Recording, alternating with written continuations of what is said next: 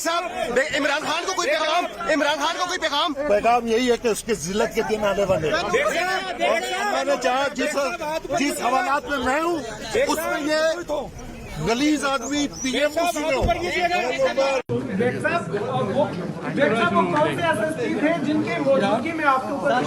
इस्लामाबाद का SSP side पे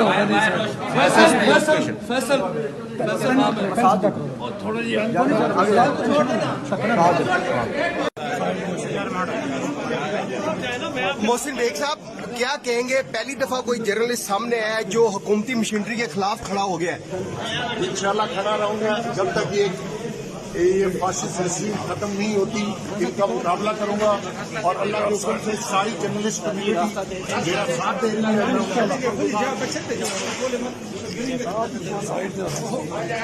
आराम से यार, गिरना जाएगा।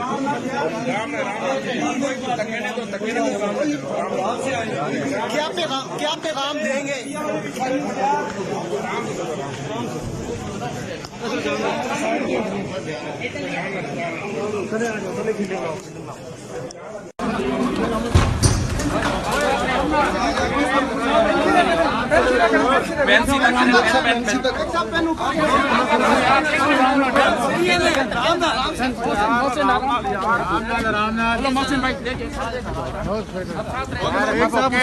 नाम क्या है जिस पर आप इमरान खान को कोई पैगाम यही है कि उसके जिल्लत के दिन आने वाले। और अल्लाह ने चाहा जिस हवालात में मैं हूँ उसमें ये गलीज आदमी पीएम उसी में हो।